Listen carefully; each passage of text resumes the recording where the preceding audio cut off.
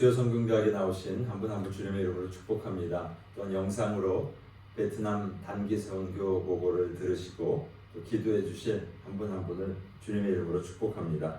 잠깐 기도하고 시작하겠습니다. 아버지 하나님 감사합니다. 홍콩 중앙교회를 축복하시고 동남아를 바라보며 선교의 사명을 감당할 수 있는 귀한 교회 삼아 주신 것 감사를 드립니다. 베트남을 다녀오게 하시고 그 땅을 향한 하나님 아버지의 뜻을 깨닫고 섬기고 돌아올 수 있는 귀한 특권 주신 것 감사를 드립니다.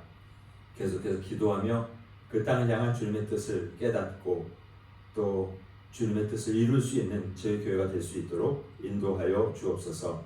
감사드리며 예수 그리스도의 존귀하신 이름으로 기도드립니다. 아멘. 우리 함께 찬송가 505장 온 세상 위하여 나 복음 전하리 주님의 마음으로 우리 같이 한번 찬양하도록 하겠습니다. 온 세상 위하여 나 복음 전하리 만 백성 모두 나와서 주 말씀 들으라. 죄 중에 빠져서 헤매는 자들아 주님의 음성 듣고서 너 구원 받으라. 전하고 기도해 매일 증인 되리라. 세상 모든 사람 다 듣고 그 사랑 알도록 온 세상 위하여 이 복음 전하리.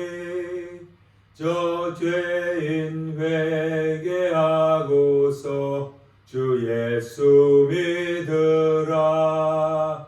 이 세상 구하려 주 돌아가신 것 나 증거하지 않으면 그 사랑 모르리. 전하고 기도해 매일 증인 되리라. 세상 모든 사람 다 듣고 그 사랑 알도록 온 세상 위하여 주의 임하니. 주 예수 이름 힘입어 이 복음 전하자. 먼 곳에 나가서 전하지 못해도 나 어느 곳에 있든지 늘 기도 힘쓰리. 전하고 기도해 매일 증인 되리라. 세상 모든 사람 다 듣고 그 사랑 알도록 전하고 기도해 매일 증인 되리라. 세상 모든 사람 다 듣고 그 사랑 알도록. 아멘. 기도하겠습니다. 아버지 하나님 감사합니다. 우리들에게 귀한 사명 깨닫게 하시고 또 동남아를 바라보며 우리가 해야 될 일들 앞에 순종하며 나갈 수 있는 귀한 은혜 주신 것 감사를 드립니다. 오늘 함께 또 베트남을 향하신 주님의 뜻과 그 계획 또 우리가 행해야 될 일이 무엇인가를 말씀해 주시도록 주님 우리가 마음을 열고 귀를 열고 주님의 말씀을 듣습니다. 주님 우리에게 말씀하옵소서. 우리 교회가 주님의 뜻을 온전히 이룰 수 있는 그런 순종하는 교회가 되도록 주님 은혜 베풀어 주옵소서. 감사드립니다. 예수 그리스도의 존귀하신 이름으로 기도드립니다. 아멘. 베트남 단기 선교 보고 모임에 오신 한 분 한 분을 주님의 이름으로 축복합니다. 또 영상으로 또 보시고 또 나중에 기도해 주실 한 분 한 분 축복합니다.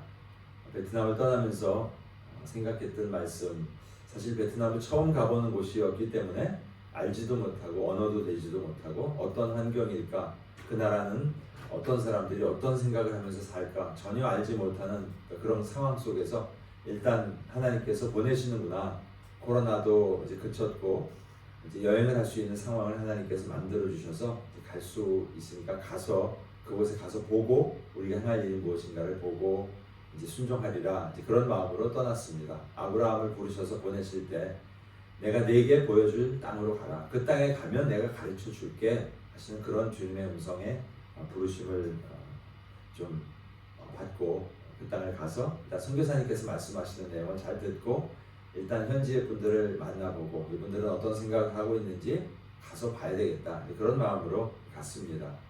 특히 비행기가 이제 내년부터는 하루에 2번씩 호치민까지 가는 비행기가 있는데 현재는 3일에 한 번씩밖에 비행기가 없기 때문에 직접 가는 비행기를 탈 수가 없어서 이제 서울 가는 새벽 비행기를 타고 서울에 내려서 서울에서 다시 비행기를 갈아타고 그리고 호치민으로 들어갔는데 때마침 한국에 이제 여행이 막 자유화되면서 비행기가 완전히 호치민 가는 비행기가 만석이고 참 복잡한 가운데 밤 늦게 이제 호치민에 도착을 했습니다.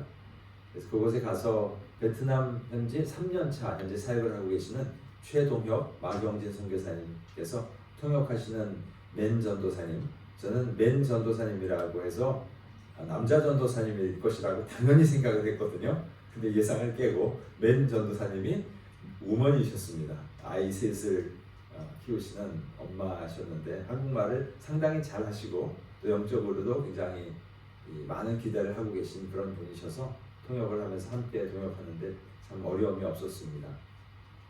주요 사역은 호치민시의 목회자 세미나, 현지 목회자들 또 소수민족 목회자들 한 100명 정도가 등록을 하신다고 했는데 실제로 오신 분은 88명이었고 섬기시는 분들 또 리더십에 계신 분들 해서 약 100명 정도가 3일 동안 세미나를 진행하게 되었습니다. 그리고 이제 동쪽으로 가는 동나이 지역의 가나안 센터, 여기는 고아원입니다.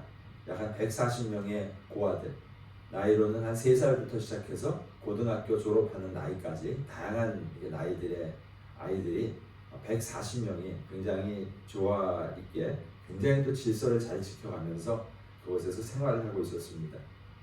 토요일날 그곳에 도착해서 세미나를 진행하였고 또 주일 예배를, 오전 예배를 그곳에서 드렸습니다. 그리고 그곳에서 한 5분 정도 떨어져 있는 베델센터, 여기는 이제 마약 중독 치료센터입니다. 마약 중독이 되신 분들을 정부에서 센터로 강제 수용하도록 보냈는데 약간 반 감옥 같은 데입니다. 철문을 이중으로 이렇게 닫히게 해놓고요. 그 안에 들어가면 아무도 자유롭게 나올 수 없는 그런 곳입니다. 대개는 한 2년 정도 치료를 받고 이제 회복이 되면 거기서 수료증을 받고 나오는 그런 형태로 운영을 하고 계신데 특별히 2군데 다 목사님 또 목사님의 또 가족들이 굉장히 복음으로 저들을 치유하고 키우고 그런 곳입니다. 그래서 주일 오후 예배를 그곳에서 드리고 또 그곳에서 세미나를 진행하고 굉장히 토요일과 주일에 분주한 시간들이었습니다. 빈 시간에는 고아원 마당에서 노는 아이들과 같이 놀아주고 또 잠도 고아원에서 이렇게 자고 그리고 나서 이제 월요일에 호치민시의 교회를 가서 보고 돌아보면서 그 장소도 돌아보고 또 화요일에 세미나를 진행하고 금요일에 이제 다시 호치민을 떠나는 그런 일정으로 다녀오게 되었습니다. 호치민에 가서 정말 한마디도 말을 모르고 갔거든요. 근데 감사하게도 우리와 함께 신앙생활하던 권기범, 또 제시카, 주은의 가정이 반갑게 맞이해 주면서 또 아침 식사를 대접해 주시면서 호치민에 가서 단어 2개 갖고 6개월 버텼어요. 그러면서 말을 가르쳐 주더라고요. 그래서 그 말을 먼저 좀 우리가 배워보려고 합니다.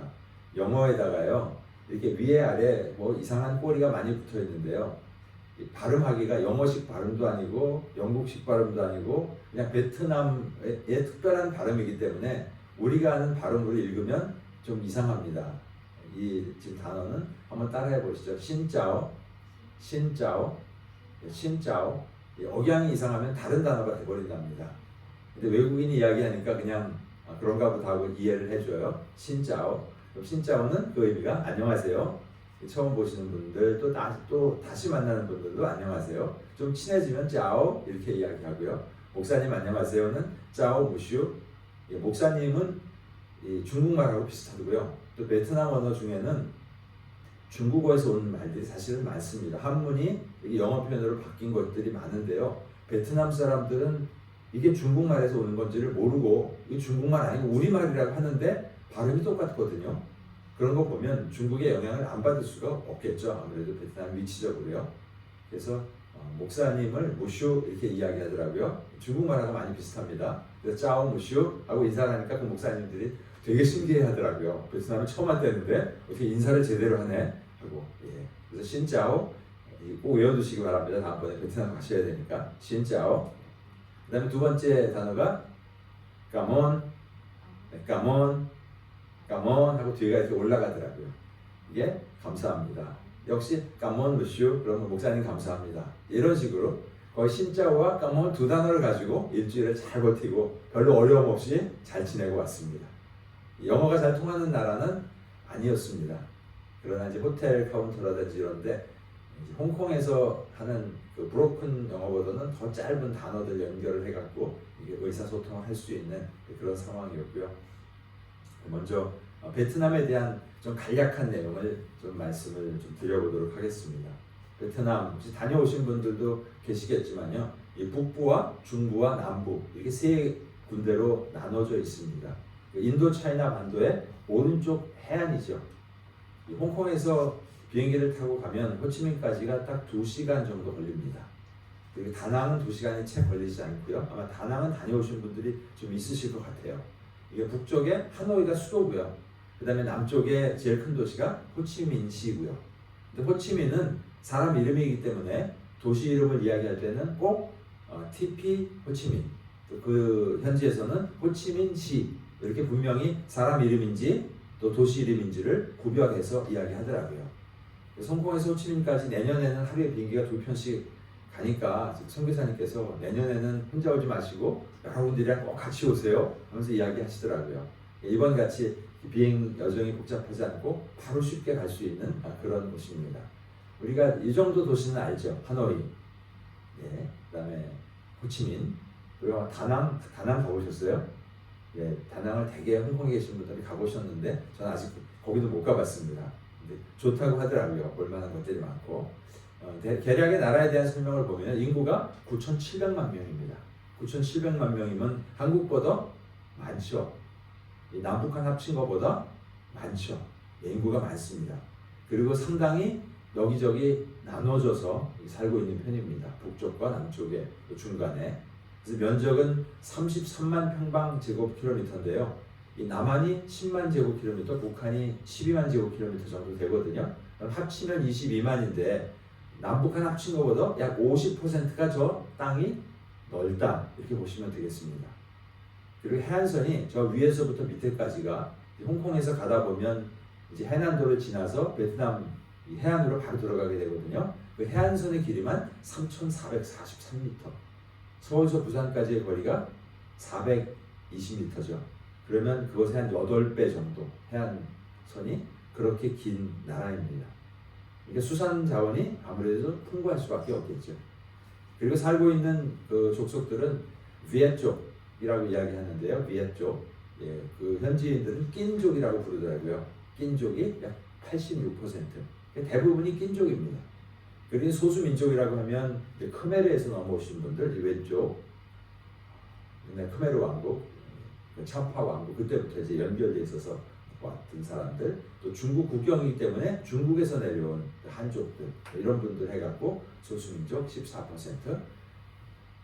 그리고 종교에 대해서는 자료가 좀 정확치 않습니다. 책마다 많이 다른데요. 나라의 종교는 불교입니다. 국교가요. 그리고 국화가 연꽃입니다. 그래서 호치민 동상 앞에 가보니까 커다란 연꽃을 이렇게 만들어서 거기서 분수대에서 분수가 나오게 되어 있는데 왜 여기 연꽃이 있느냐고 물어봤더니 이것이 이 나라의 국화입니다 이야기하더라고요. 그래서 그만큼 불교 국가라고 하는데 사실은 대부분의 사람들은 물어보면 자기네들은 종교 없음입니다. 그냥 우리 불교야 그냥 이런 식의 개념이에요. 마치 모슬람들이 자기는 아무것도 안 하는데 그냥 우리나라가 모슬람이니까 내가 모슬람이야 하는 식으로. 그리고 기독교라고 따로 카운트를 하지 않고 캐톨릭으로 카운트해서 약 한 9% 정도 된다고 하는데 어느 지역은 핍박이 좀 있다고 하고 호치민 시내 같은 경우에는 교회가 다 등록되어 있는 교회고 교회에서 외국인인 제가 가서 세미나를 진행하는데 특별한 그런 어려움이 없었습니다. 물론 기도해 주셔서 그랬겠지만 생각했던 것보다 그렇게 아직까지는 핍박이 되어 있지 않은 그런 상태입니다. 그렇다면 언젠가는 또 중국과 같은 형태로 바뀔 수 있는데요. 지금 베트남 정부에서는 그동안 중국을 많이 관찰했더니 중국은 선교사들이 와서 많은 물질을 베풀고 갔는데 이제는 선교사들을 다 쫓아냈잖아요. 근데 베트남은 지금 아직도 외국에서 많은 물질이 들어오는 것이 필요하거든요. 그래서 알면서도 선교사님들 와서 그냥 사고만 치지 말고 또 물질 좀 많이 후원해서 갖고 들어오시고 그리고 슬슬 좀 하시라고 약간 이렇게 수수방관 그런 형태로 선교사들이 사용할 수 있는 형태입니다. 캄보디아도 약간 현재 그렇거든요. 근데 언젠가 캄보디아는 문이 닫힐 거다. 선교사님들이 그렇게 말씀을 하고 있고요. 베트남도 언젠가 조금 부유해지면 문이 닫힐 수 있다. 이렇게 지금 예상을 하고 있기 때문에 할 수 있을 때 최선을 다해서 해야 될 것입니다. 베트남에 가기 전에 이제 베트남을 좀 공부하고 가려고 책자를 좀 하나 구입하는데요. 베트남 그러면 베트남을 소개하는 책자가 별로 없었습니다. 대신에 어떻게 투자할까? 땅을 살까? 집을 살까? 뭘 살까? 베트남이 이런 나라가 이런 대상이 되어버렸습니다. 동남아에서요. 그래서 한국 사람이 쓴 책 중에서는 베트남을 소개하는 책자 제가 찾지는 못해가지고요.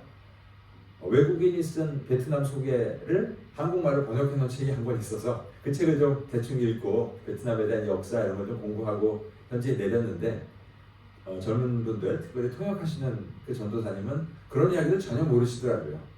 이게 옛날에 어른들이 알던 이야기가 거기 이제 기록되어 있는 것이고요. 베트남도 세대가 바뀌면서 이렇게 과거의 뭐 전통이나 이런 걸 따지지 않는 그런 모습으로 바뀌어가고 있구나.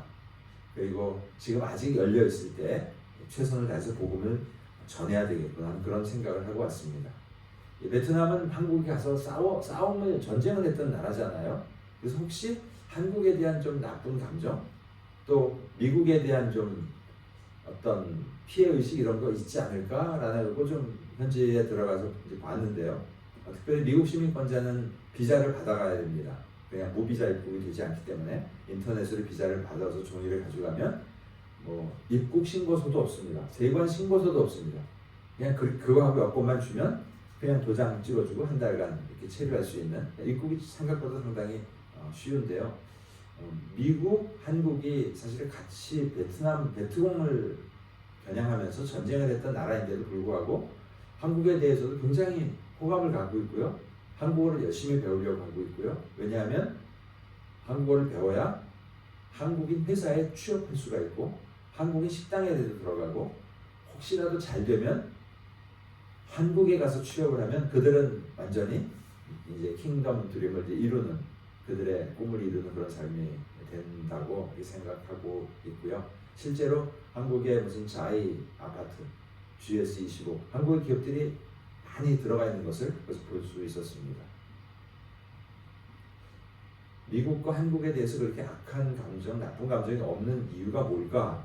이렇게 좀 대화하는 가운데 느꼈던 것은 자기들이 전쟁에서 승리했기 때문에 월남전은 미국이 유일하게 패배한 전쟁이거든요. 근데 우리가 저희 세대가 알고 있었던 월남전쟁과 현지인들이 생각하고 있는 월남전쟁이 의미가 참 많이 달랐습니다. 베트공으로부터 공산사상으로부터 이 베트남을 해방시킨다는 그런 개념으로 미국이 또 제가 이제 초등학교 다니고 그럴 때 월남전쟁이 계속 진행됐었거든요. 근데 월남 사람들이 원하는 것은 사회주의든 자본주의든 그것을 떠나서 우린 전쟁이 빨리 끝나고 전쟁 없는 사회를 원한다라는 것이었고요. 그래서 전쟁이라는 단어만 나오면 엄청난 민감한 반응을 합니다. 처음 공항에 내려서 택시를 탔을 때도 이제 한국말을 하시는 택시 기사분이랑 이제 잠깐 얘기를 하게 됐는데 전쟁 이야기를 했더니 갑자기 흥분을 하시면서 그분도 한 저랑 비슷하게 좀 나이가 더 됐든지 이 어릴 때 전쟁을 겪은 분이라 가지고요. 전쟁은 나빠 그러면서 굉장히 극한 반응을 하시는 걸 보면서 이분들이 월남 전쟁으로 인한 그 상처와 피해와 또 고엽제, 이 폭탄, 그 화학약품으로 인한 후세들의 그런 피해에 대한 상처가 아주 깊은 것을 이렇게 보고 느끼게 되었습니다. 물론 그분들이 그럼에도 불구하고 참 착해요. 사람들 대하는 게. 그리고 길거리에서도 중범죄는 없고요. 주로 핸드폰 소매치기가 뺏어가는 것이 많으니까 혹시라도 손에 뭐 들고 다니는 건 조심하시고 꼭 가방에다가 매서 백팩에다 넣고 다니시면 안전합니다. 이렇게 이야기를 하셔서 그렇게 하고 다녔습니다. 오토바이가 동남아 대만도 가면 많고 캄보디아도 가면 참 많거든요. 근데 거기와 비교할 수 없을 정도로 정말 오토바이가 많이 다니고 차와 오토바이가 그렇게 정말 깻잎 한 장 사이로 사고가 나지 않게 서로 간에 신호가 바뀐 지 1분이 넘어도 계속해서 차는 흘러가고 아무도 내려서 싸우는 사람 없고 소리 지르는 사람도 없는 이분들은 참 성격이 좋구나. 한국 같으면 벌써 내려서 아마 서로 간에 싸우는 일이 있었을 텐데 제가 있는 동안 단 한 건도 그런 것을 보지 못했습니다. 참 착한 사람들이구나. 이분들이 그 깨끗한 마음속에 복음이 들어가면 참 아름답게 변화될 텐데 그런 생각을 하게 되었습니다. 이 호치민 왼쪽에 이제 빨간색 동그라미가 호치민 공항이 있는 근처입니다. 그곳에서 이 고아원하고 마약센터가 있는 지역은 이름이 동나이입니다. D-O-N-G-N-A-I 동나이라고 하는 지역이고 그 옆에 지도에는 조그맣지만 꽤 큰 호수가 있습니다. 거리상으로는 그렇게 멀지 않은데요. 차로는 꼬박 2시간이 걸렸습니다. 왜냐하면 이곳에 차들이 고속도로처럼 달려갈 수 있는 데가 아니거든요. 그리고 중간중간에 오토바이가 이렇게 들어오고 저렇게 들어오고 큰 트럭이 막고 서 있고 이렇기 때문에 시간이 좀 걸립니다. 이제 가다가 중간중간에 보니까 롯데리아가 있더라고요. 롯데리아 햄버거 가게도 있고요. 그리고 오션파크 같은 작은 공원이 하나 있었습니다. 그래서 그 고아원에 있는 아이들을 제가 가서 보면서 언젠가 얘네들에게 버스를 대절해서 이 아이들을 데리고 오션파크에서 하루 놀고 롯데리아에서 햄버거를 하나 사주고 그리고 돌려보내면 너무나 행복해하겠다. 그런 걸 평생 먹어보지 못했기 때문에. 그래서 2시간 정도 떨어지는 곳에 동나이라는 곳, 가나안 센터, 고아원입니다. 고아원. 조금 더 사진을 좀 보여드리겠습니다. 그리고 그 동네에서 5분 정도 떨어진 곳에 베델 센터. 여기는 마약 중독자들이 들어가서 치료를 받아야 나갈 수 있는 그런 곳입니다. 대개 한번 들어오면 2년 동안 약간 이렇게 철창 같은 속에 갇혀 있는 그런 기간이 한 2년 정도 되고요. 2년이 지났는데도 자신이 없다면 수료를 했지만 거기서 더 이렇게 섬기기도 하면서 있는 사람들. 이 베델센터는 자기가 자비를 내고 들어오는 데입니다. 치료를 받아야 되기 때문에 식비나 숙비나 이런 거를 많지는 않지만 돈을 내고 이렇게 들어와서 숙박을 하는 그런 곳입니다. 남자들만 있는 곳입니다. 그리고 그곳에서 약 1시간에서 좀 막히면 1시간 반 정도 밑으로 내려가면 붕따우라고 하는 지역이 있는데요. 붕따우까지 이번에 가지는 못했습니다. 여기는 선교사님이 거주하시는 곳인데요. 왜 붕따우로 가셨어요? 그랬더니 저희도 모르겠어요. 그냥 여기 내렸는데 붕따우에 이 집이 괜찮네요. 값도 싸고 그래서 임대를 거기 해주셔갖고 거기서 묵게 됐다고 하세요. 근데 붕따우에서 동나이까지 이렇게 다니시면서 곳에 현재 이렇게 사역을 하고 계십니다. 그리고 붕따우에는 그 작은 도시 같은 대학이 하나 있는데요. 거기에서 최근에 한국말을 하는 학생들을 만나셨어요. 그래서 어떻게 이 아이들이 한국말을 할까 했더니 붕따우 대학에 한국어 학과가 있답니다. 그래서 그 학생들하고 연결해가지고 그 학생들을 복음화하는 일을 이제 또 막 시작을 하셨습니다. 현재 가신 지 한 3년 정도 되시는데 하나님께서는 참 특별한 만남들을 이렇게 허락해 주셔가지고요. 그 만남 속에서 일하고 계시는 것을 볼 수 있습니다. 과연 중국에서 그렇게 열심히 사역하시고 중국말을 너무 잘하셨거든요. 너무 아까워요, 사실은. 중국말로 제자 훈련을 정말 잘하셔서 참 저렇게 훈련을 잘 시키시는 분을 우리가 후원해야지. 그래서 우리 후원 선교사로 중국에 계실 때부터 같이 후원을 했는데 이제 베트남으로 가신다고 해서 이제 나이도 50대가 되셨고 새 언어를 배워서 하시기가 쉽지 않으실 텐데 어떻게 하시려고 베트남을 가셨나 그랬더니 이제 본인도 베트남 꼭 결정한 건 아닌데 기도하는 중에 하나님께서 그렇게 그냥 인도해 주셔서 그곳에 가게 되었고 그곳에서 만나게 하셨고 이게 하나하나 일을 펼쳐나가시는데 지금 한 3년밖에 되지 않았는데 많은 그 목회자들과 잘 좋은 이미지를 전해주시고 또 코로나 기간 동안은 3,000km를 신방을 다니셨어요. 이 세미나에 참석해서 줌으로 얼굴 봤던 분들을 실제로 와서 만나보고 싶어서 일일이 찾아가가지고 3,000km를 다니시면서 신방을 다 하시고 그래서 세미나에 오신 분들이 이 최동영 선교사님을 보면서 너무 반가워하는 거예요. 그 오래 만난 사람처럼. 몇 번 못 만나셨대요. 계속 줌으로 교육했고 코로나였기 때문에. 바로 지난 몇 달 전에 한번 대면에서 세미나를 처음 했고 그리고 이번에 외부 강사로 제가 처음 가서 이 세미나를 진행했고 굉장히 가족 같은 분위기로 서로 존경하면서 그렇게 부르더라고요. 그 최동영 선교사님은 최 교수님 그리고 저를 부르면서 이 교수님 그렇게 부르더라고요. 가르치는 사람은 아마 그런 명칭으로 부르는 것 같아요. 굉장히 따뜻한 그런 모임을 이제 갖게 되었습니다. 자, 사진을 좀 현지 사진을 좀 보여드리면서 좀 설명을 해드리도록 하겠습니다. 처음 이제 도착해서 이제 금요일 날 밤 11시인가 도착을 했어요. 그래서 호텔에 이제 들어갔더니 12시가 조금 넘더라고요. 그래서 호텔에서 이제 쉬고 이제 오전에 우리 권기범 집사님 가정 만나서 두 단어 뭐였죠? 신짜오 안녕하세요.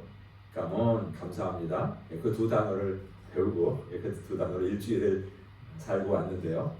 그리고 이제 오후에 선교사님 네 분이 오셔서 이제 차로 동나이까지 이제 운전을 하고 이렇게 같이 쭉 내려갔습니다. 그 고아원에 갔더니 고아원에는 약 한 140명의 학생들이 있었고요. 그 고아원을 운영하시는 이 한국말로 년인데요. 년, 좀 발음이 좀 특별합니다. 년 목사님, 짜 목사님, 사모님도 목사님이세요. 그래서 연짜 목사님 이렇게 부르시더라고요. 한 70 정도 오래 되셨는데요. 루터란 교회 총회장님이세요. 고아원도 하시면서 교회도 하시면서 그리고 많은 젊은 목회자들을 잘 이렇게 등 두드려 주시면서 보듬어 주시는 분인데요. 이 베트남의 루터란 교회는 한국의 장로교회랑 비슷합니다. 이렇게 이야기하시더라고요. 원래 이 유럽에 있는 루터란 교회나 홍콩 루터란 교회는 장로교회에서 보기에는 너무 이게 의식에 집중하기 때문에 말씀보다는 어떤 이런 모양이나 이런 거에 집중하기 때문에 조금 갸우뚱하는 때가 있는데 이 베트남에 있는 루터란 교회는 한국의 전통적인 장로교회 스타일이다 이렇게 이야기를 듣고 또 대화를 나누는 중에 참 따뜻한 분이시구나 리더십이 이렇게 강한 리더십이 아니라 따뜻한 분이시구나 하는 것을 이렇게 느낄 수 있었습니다. 식사를 조금씩밖에 안 하시더라고요. 저희가 이제 한국 식당에 한번 초대해서 이 부대찌개를 아미숲이라고 설명을 하면서 부대찌개를 대접을 했는데 잘 못 드시더라고요. 조금만 드시고 특히 매운 걸 이런 걸 안 드셔가지고 그러더니 그 다음날 그 아브라함이 천사를 대접했던 그 염소고기를 대접을 해주시겠다고 해서 염소고기도 이렇게 먹어보고 그렇게 왔는데 아무튼 참 좋은 분이신데요. 아이들이 많다 보니까 고아원은 그렇답니다. 고아원에서 단 한 명이라도 만약에 무슨 사고가 나서 아이가 세상을 떠났다. 그러면 정부에서 그날로 고아원 문을 닫는답니다. 그래서 고아원의 아이들의 안전에 대해서 굉장히 이렇게 신경을 써야 되기 때문에 고아원 이곳저곳에 CCTV를 다 달아놓고요. 12시까지 못 주무시면서 애들 별일 없나. 이걸 늘 보시고요. 그 다음에 호치민시에 이제 세미나에 오셨거든요. 그래서 여기 오셔서 고아원 누가 보세요? 그랬더니 핸드폰을 이렇게 켜시면서 여기 CCTV에서 다 본다고 그렇게까지 열심히 아이들을 관리해 주시는 그냥 아버지, 할아버지처럼 이렇게 계시는 그 안에서 같이 사시면서 그런 분이셨습니다. 그래서 교회에서 준비해 주신 헌금을 이렇게 전해드렸더니 다음에는 그냥 이런 거 없이 여러분이 와서 그냥 아이들을 좀 품어주고 같이 먹고 지내고 이런 게 더 좋겠다고 겸손히 이렇게 또 받으셔서 잘 전달을 해드렸습니다. 고아원의 왼쪽에 있는 아이들은 이제 그동안 복음으로 좀 이렇게 키워놓으신 학생들이 있어요. 고등학교 한 2학년, 3학년쯤 되는데요. 이제 목회자 되겠다고 하는 아이가, 남자아이들이 셋이 있었는데 굉장히 저는 쟤네들은 앞으로 인물 될 거야. 그런 느낌으로 바른 모습, 예배자의 바른 모습, 이런 얼굴에 풍기는 모습, 그 다음에 이제 저희가 통돼지 바베큐 하나를 선물을 했잖아요.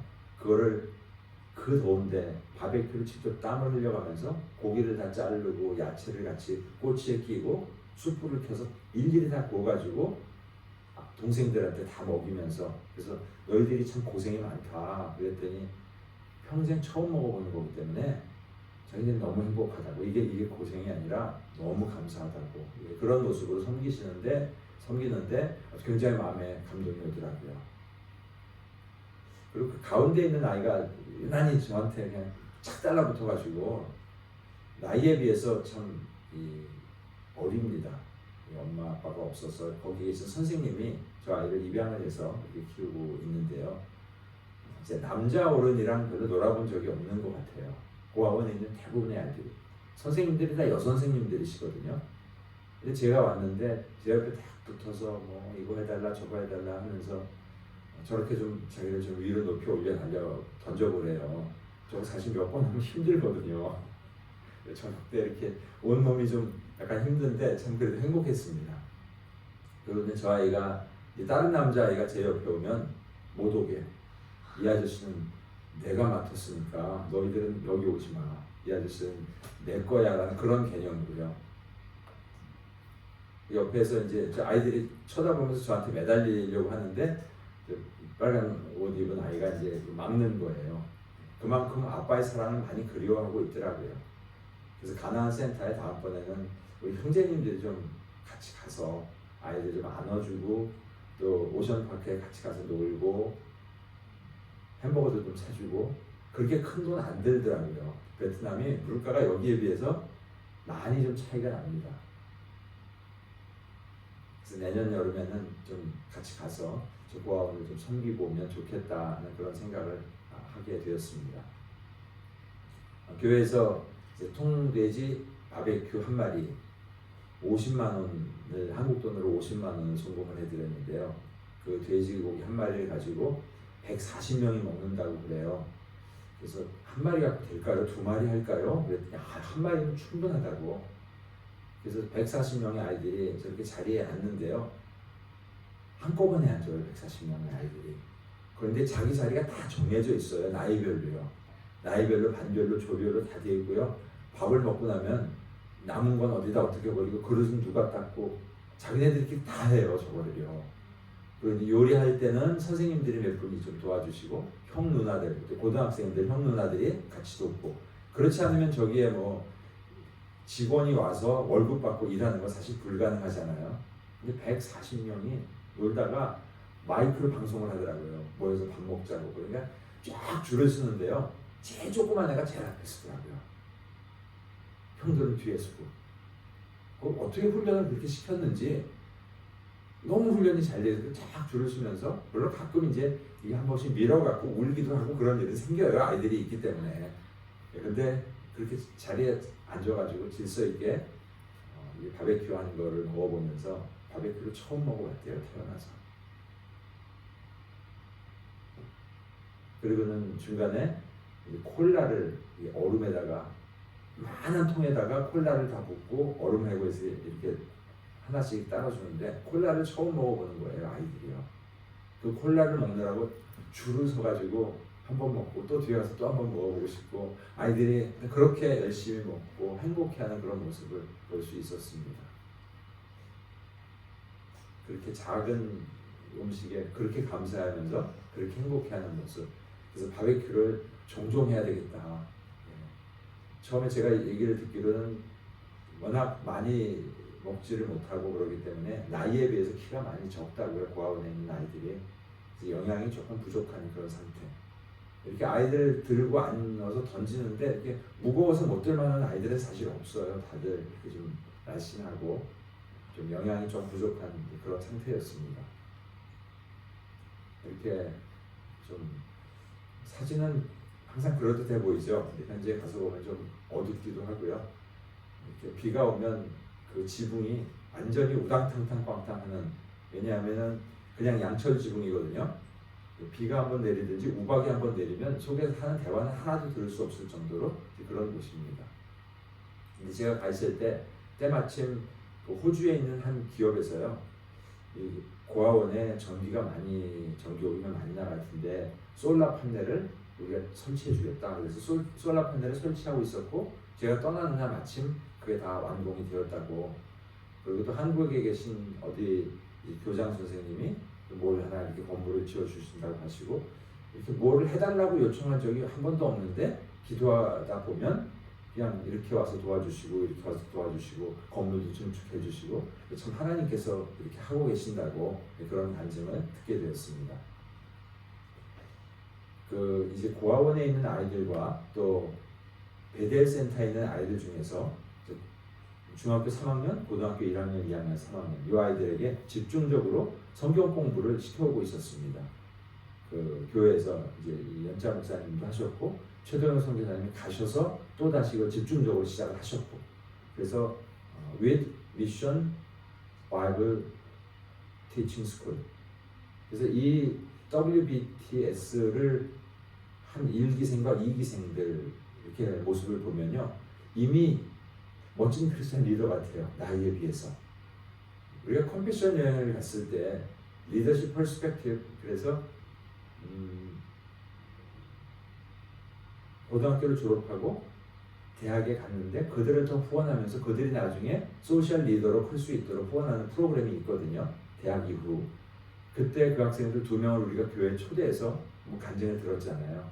그 아이들의 과거의 모습을 보는 것 같아요. 고등학생이지만 아주 내가 앞으로 어떤 모습으로 하나님 앞에 쓰임 받을까, 목회자가 되겠다고 하는 학생도 있었고요.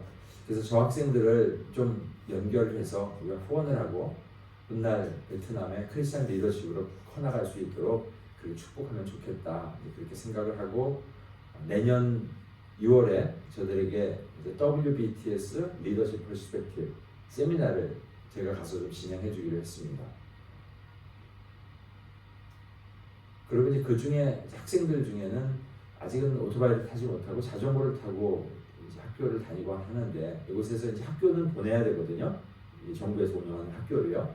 근데 걸어 다닐 수도 없고 중고 자전거를 사서 타고 다니다 보니까 자전거에 되게 2명씩 타고 다닙니다. 혼자 타고 다니지 않고요. 자전거가 자꾸 망가져서 자전거를 좀 몇 대 사주셨으면 좋겠다고, 그래서 10대 좀 사주셨으면 좋겠다고 하는데 10대가 좀 너무, 선교사님 너무 한 번에 10대씩 하지 마시고요.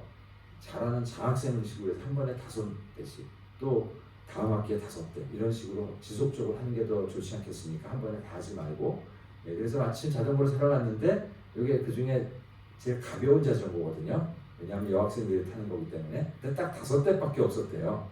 그래서 5대를 사가지고 자전거에 이렇게 리본을 달아놓고요. 제가 갈 때까지 자전거를 창고에 숨겨놓으셨더라고요. 그럼 저녁 먹는 날 저 자전거 앞에다 딱 5대를 전시를 해놓고 저 자전거를 받은 여학생 5명을 불러서 이 자전거를 보는데요. 그냥 이렇게 너무 좋아가지고 눈물이 글썽글썽하는 거 있죠. 자전거 한 대당 한 24만 원 정도 한국 돈으로요. 꽤 좋은 자전거로 샀거든요. 고장나지 않게끔. 그래서 같이 학생들 위해서 기도해달라고 해서 그 학생들 위해서 축복하면서 이제 기도하고, 그리고 이제 저녁 식사를 함께 하게 되었습니다. 자전거 한 대에 우리 교회 자녀들이 엄마 아빠가 자전거 사줬을 때 저 정도 좋아할까? 그래서 자동차를 한 대 사줘도 저 정도 좋아할 것 같지 않았어요. 그렇게 행복해 하더라고요. 그리고 이제 주일에 오전에는 가나안 센터에서 함께 그곳에 있는 아이들, 또 그 동네 주민들까지 다 모여서 예배를 드리는데 예배당이 무척 컸습니다. 그래서 앞에 뭐 파워포인트가 되어 있고요. 앞에서 월십 댄스도 하고 또 학생들이 나와서 특성도 악기도 연주하고요. 여기 앞에 나와 있는 학생들이 다 WBTS 수료생들입니다. 옆에 있는 그 흰옷 입은 학생도 좀 범상치 않죠? 목회자 되겠다고 하고 있는 학생인데요. 아이들 손 붙잡아주면서 같이 예배 드리고 있는, 주일 예배를 함께 드리고 있는 모습입니다. 저 뒤에까지 동네 주민들까지 해서 꽤 많이 들어오셨어요. 제일 왼쪽이 맨전도사님 통역하신 분.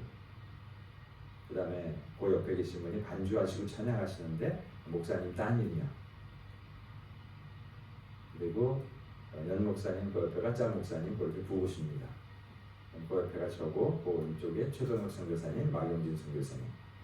그 더운 데도요 꼭 이렇게 와셔츠를 입고 넥타이를 메고 그 베델센터에서는 세미나하고 주일 설교하고 그러고 나서 나중에 봤더니 그냥 완전히 겉에까지 다 이게 젖었더라고요. 저도 이제 몰랐는데 끝나고 나와서 봤더니요.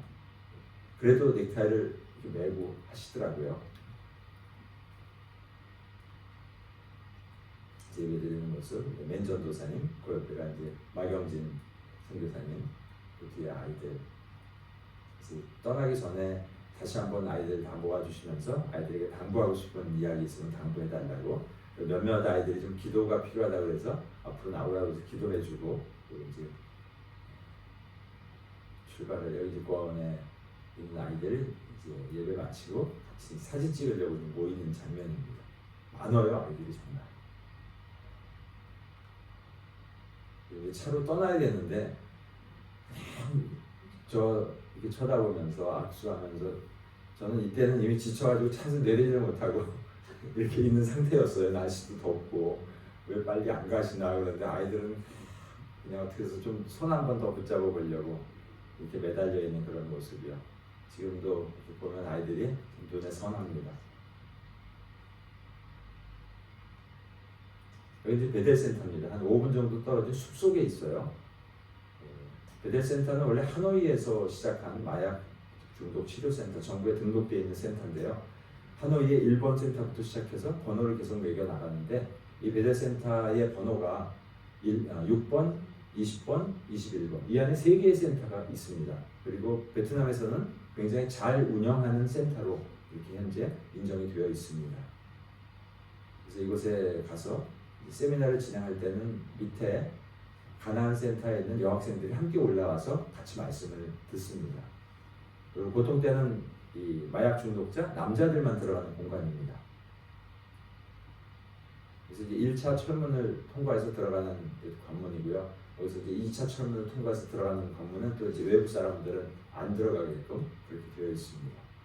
이 밖에서 신호를 주면 안에서 이렇게 딱 쳐다보고 누가 다른 사람이 없나 보고 그러고 나서 철문을 열어주면 중국 영화에 나오는 그런 장면과 같이 그렇게 들어가는 곳이었습니다. 여기가 참 깨끗하고 보기는 좋은데 에어컨이 없어서 좀 많이 더운 공간이었습니다.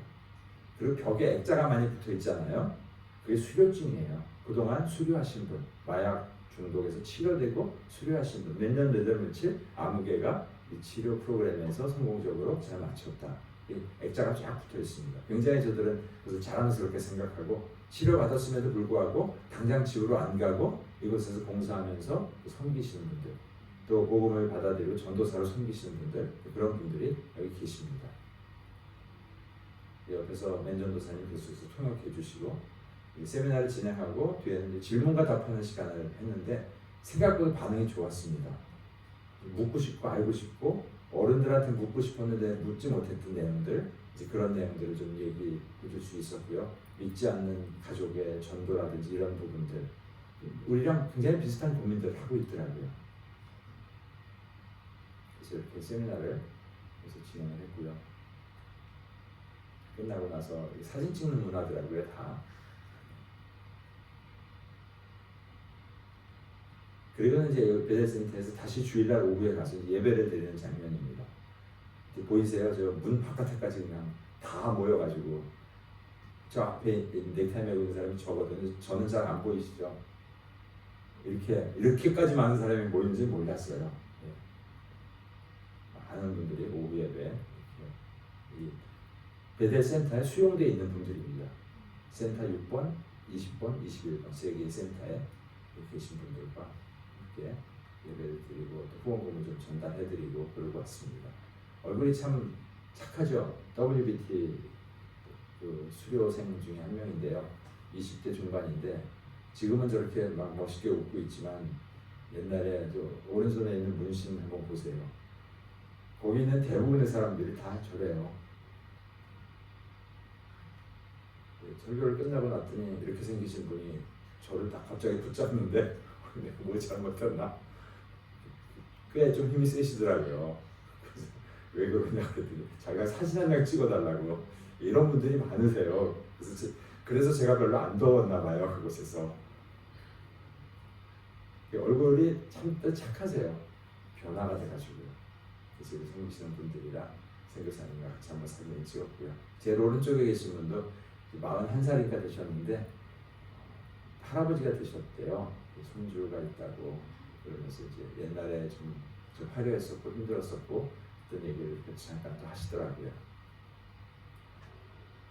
평범하시지는 않죠. 얼굴 인상들이. 참 어렵게 사신 분들이 그렇게 변화되어서 나가는 그런 모습을 보면서 참 귀하게 사역하시는 센터구나 하는 생각을 다시 한번 할 것 같습니다. 그리고 나서 이제 호치민으로 와서 목회자 세미나를 3일 동안 진행을 하였습니다. 생각보다요, 우리 최동현 선교사님이 일정 짜시는 게 만만치가 않으세요. 틈이 별로 없어요. 그냥 하루 6시간 강의하는 거를 너무 쉽게 얘기하세요. 6시간만 강의하시면 돼요. 네? 6시간이요? 아무튼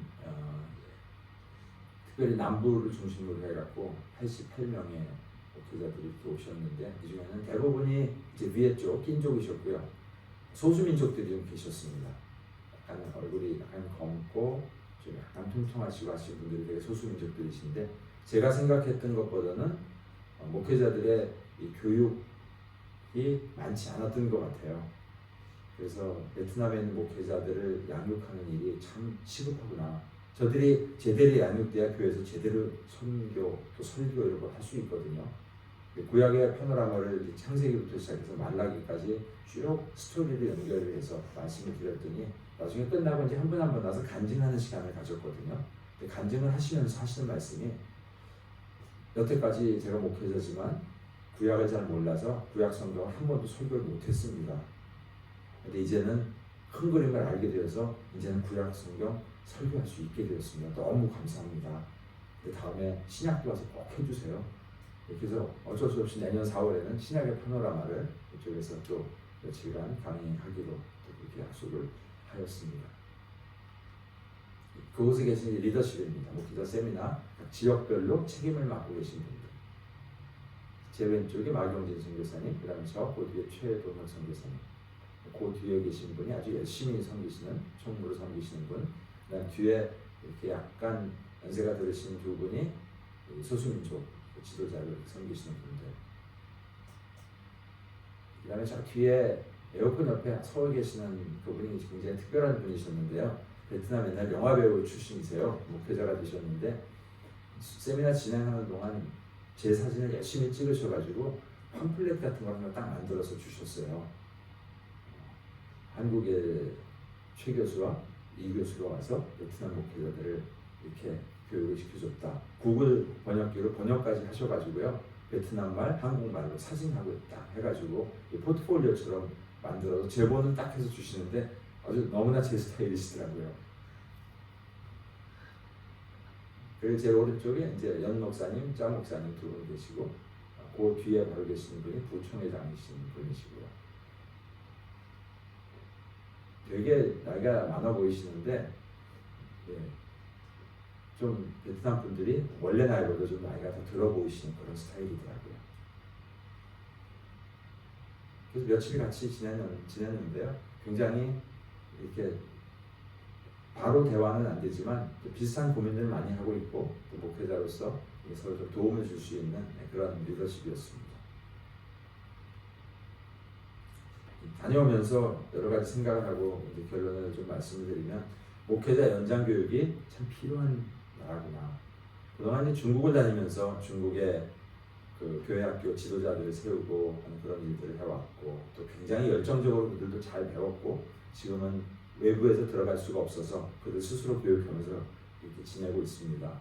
하나님께서 새롭게 또 문을 여신 나라가 이제 베트남인데 목회자들을 이렇게 만나봤을 때 대형 교회 목회자들은 아니었고요. 저들은 아주 열악한 환경에서 월요일부터 금요일까지는 자기가 자기 생계 유지해가면서 교회에서 받는 사례비가 없기 때문에 주말에는 교회에서 섬기고 이렇게 섬기시는 분들이라서 세미나에 오실 때 이제 일주일 동안 수입이 없으시잖아요.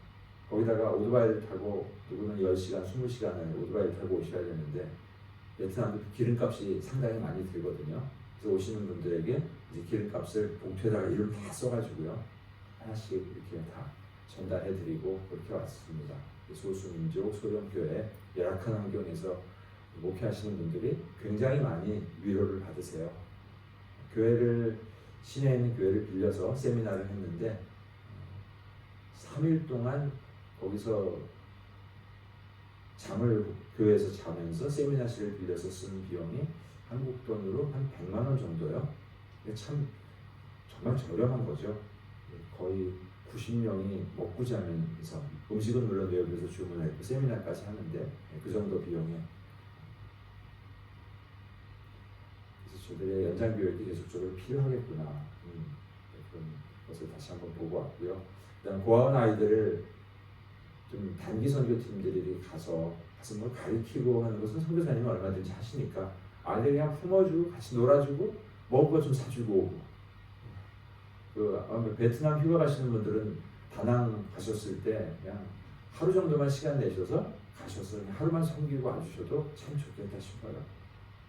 그 다음에 거기 아까 그 고등학생들 눈빛이 정말 반짝반짝한 고등학생들을 보면서는 저들은 우리가 책임져고 가르쳐야 되겠다는 그런 생각이 들어서 제가 그 이름을 WBTS 리더십 퍼스펙티브, 그들이 가진 꿈, 복음을 위해서 어떻게 살 것인가 하는 그 꿈을 그리도록 우리 교회 리더십 분들이 좀 같이 가셔서 강의를 좀 같이 하는, 나는 크리스천 변호사인데 변호사가 되기 위해서 고등학교 때 어떻게 공부했다, 세상 속에서 그리스도인으로 살기 위해서 나는 어떤 고민을 하면서 살고 있다, 이런 내용들을 좀 같이 나누면서, 또 나는 뱅커로서 이런 일을 하고 있는데 뱅커로서 살면서 그리스도인으로서 해야 될 일과 하면 안 되는 이런 것을 이렇게 구별하면서 이렇게 살고 있다, 이런 삶을 좀 나눠주는 그런 어른으로서의 역할을 좀 그 학생들을 여름 수련회 같은 것을 불러서 한 2, 3일 같이 좀 지내면서 하는 그런 프로그램을 좀 생각해 보고 있습니다. 내년 6월쯤으로 생각을 하고 계획을 좀 그려봅니다. 그래서 4월 달에는 목회자 세미나, 이번에는 가서 신약과 성경의 어떤 주제별로 성경이 말하는 기도란 무엇인가, 또 성례란 무엇인가, 이런 내용 여러 가지 제목으로 해서 4월 달에는 목회자 세미나를 한 5일 정도 이렇게 진행해드리고 오기로 했고요. 그 다음에 6월 달에는 WBT에서 수련회를 그 봉따오 지역, 선교사님이 계신 그 봉따오 지역이 해변이거든요. 그래서 그곳에서 하게 될지 아니면 그냥 가나안 센터에서 수련회를 하고 당일 코스로 해변을 좀 이렇게 나갔다 오게 할지, 그것은 현재 좀 생각을 해보고 있는데요. 이렇게 내년 4월과 6월에 일단 베트남 사역을 그렇게 약속을 하고 그렇게 돌아왔습니다. 기억해 주시고 기도해 주시기 바랍니다. 9월 2일에 특별 아침 새벽 기도회 때 말씀 전해 주셨죠. 빌립보서 말씀. 최동혁 선교사님. 베트남을 참 사랑하시더라고요. 가족 사진 그때도 보여드린 적이 있습니다. 그래서 기도 제목은 WBT 학생들 앞으로의 차세대 리더십 참 제자로 그들의 삶을 살 수 있도록 기도해 주시고, 또 목회자 세미나 계속해서 목회자들의 연장 교육을 통해서 베트남 교회가 부흥되고 살아날 수 있도록, 또 가나안 센터, 베델 센터 말씀과 기도로 치유의 역사가 일어나도록 위해서 기도해 주시기를 바랍니다. 주일날 보여드렸던 말씀인데요. 베트남에 정말 능력도 없고 유명하지도 않고 실력도 없는, 그냥 베트남 가봐라 그러셔서 다녀왔습니다. 근데 정말 평범하지만 그냥 순종하고 그곳에 갔더니 주님이 기뻐하시는 일을 하게 되더라고요. 너희가 만일 정의를 행하며 진리를 구하는 자를 한 사람이라도 찾으면 내가 이 성읍을 용서하리라. 이렇게 주님 앞에, 주님의 부르심 앞에 우리가 순종하면서 선교의 사명을 잘 감당할 수 있는 그런 우리 홍콩 중앙교회가 될 수 있기를 주님의 이름으로 축복합니다. 기도하겠습니다. 사랑 많으신 아버지 하나님, 감사합니다. 그 땅을 밝게 하시고 그 땅을 보게 하시고 그 땅의 필요를 알게 하시고 그 그 땅을 섬길 수 있는 축복 주신 것 감사를 드립니다. 그 땅의 목회자들이 또 그 땅의 다음 세대들이 아픔 속에서 어려움을 겪었지만 이제는 주님의 치유의 손길로 또 사랑의 손길로 회복되어서 그 땅의 리더로 귀하게 세워지는 일, 주님 이 일에 저희가 동역하며 베트남의 영적인 사람들을 세워나가는 이 일 감당해 나갈 수 있도록 우리 주님 축복하여 주옵소서.